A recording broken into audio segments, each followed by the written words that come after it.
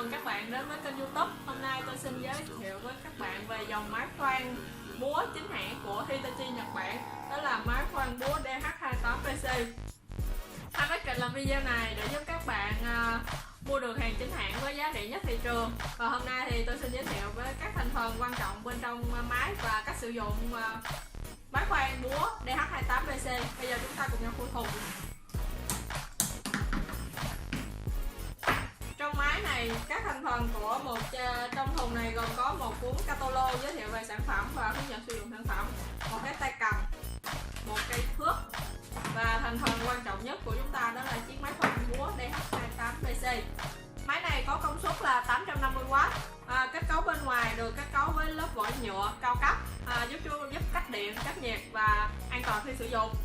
Máy này có 3 chức năng, đó là các bạn thấy nút 3 chức năng không ạ? Đây là chức năng khoan thường, đây là chức năng khoan tường và đây là chức năng đục tỉa.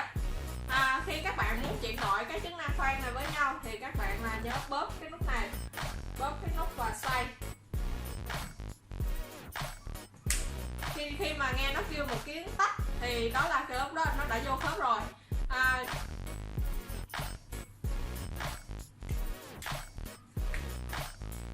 Đó, các bạn thấy không ạ? Các bạn lưu ý là khi chuyển đổi giữa cái chức năng khoan với nhau thì các bạn không nên để nửa chừng, vì khi để nửa chừng thì các chức năng nó sẽ làm cho máy nhanh bị hư hỏng hơn và làm cho cái nút công tắc này nó bị hư. Cái trường hợp mà mình ghi nhận mà bị hư về phần công tắc này thì rất là nhiều rồi, nên các bạn lưu ý về khoản này. Máy này có công suất là 850W và nó sử dụng với tốc độ đó là vô cấp, là khi các bạn bóp nhẹ thì nó sẽ quay chậm và các bạn bóp mạnh thì nó sẽ quay nhanh. Đây là nút đảo chiều khoan và đây là nút nút bóp khi các bạn khoan mà các bạn muốn khoan lâu thì chúng ta để hạn chế bị mỏi tay thì người ta sẽ sử dụng cái nút bóp này để gài vào, mà nó chỉ phù hợp khi các bạn khoan vào thôi, còn khoan ra thì không sử dụng được. Các bạn bóp này và nhấn nút này thì nó sẽ giữ lại khoan và làm hạn chế các bạn tránh trường hợp bị mỏi tay. Còn các bạn muốn trở về vị trí ban đầu thì cần nhấn vào là nó sẽ trả về vị trí ban đầu. Bây giờ mình xin cắm điện.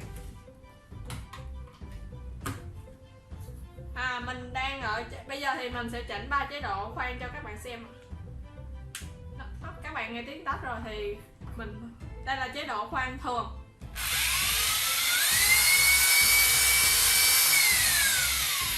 Các bạn cảm nhận máy chạy rất là êm và nhẹ nhàng, không có chế độ rung, không có rung Bây giờ thì chúng ta sẽ chuyển qua chế độ khoan tường.